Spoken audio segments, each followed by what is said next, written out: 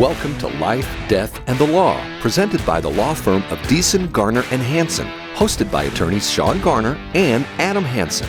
Before the break, we talked about there's a few things that you need to understand what's going on here, but we don't want you to worry about it because we have been getting calls nonstop in our office from our clients about, hey, I thought my trust was supposed to protect this, that, and the other.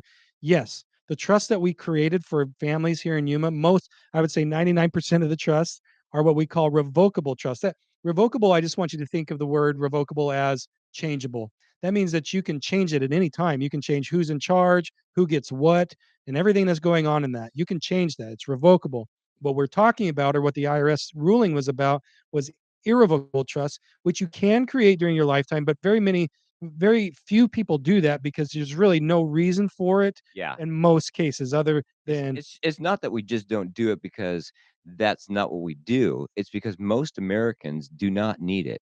99.9% of Americans do not need an irrevocable trust. Now, all those other estate planners out there that are peddling irrevocable trusts are going to get upset at me for saying that, but I really do believe that because I I've drafted personally over 5,000 trusts, and I see them working. This business has been around for 50 years, so I work on the administration end of a trust as well, and just as often as I do on the creation of a trust, Adam, you do as well.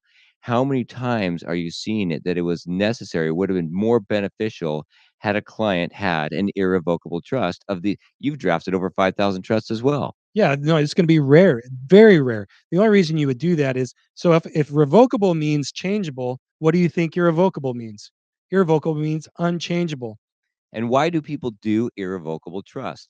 The reason why, the number one reason why people do irrevocable trust is because they want to get the assets out of their name before they pass away to avoid the death tax. Now, there was a very legitimate reason back in the 90s to do that because the the exemption for the death tax, meaning the amount that you could pass on to the next generation or anybody else, was in 1990, $600,000. And a lot of you have heard that number. That's the magic number that most of you hear out there. If I have an estate less than $600,000, I don't need an estate plan. No, you don't need, at that time, an estate tax plan. You do need an estate plan. You do need to figure out who is going to be in control of your assets when you become incapacitated or pass away. You do need to determine who will receive your assets.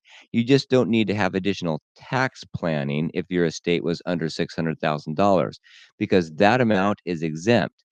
But a lot of people, especially with inflation and the costs of things going up and the value of assets going up, started to have assets worth more than $600,000. So then an irrevocable trust would allow you to take the asset out of your name before you passed away.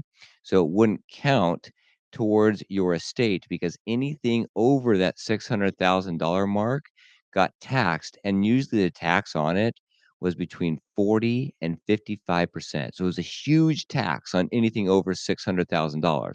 Now, Adam, just for our listeners, reiterate what the exemption amount is today for someone that passes away without any type of estate tax. So the level now, you can die with $12.92 million worth of stuff. So most people will be under that. If you're married, you get to double that. So it's 25.83, I think, 84, something like that million.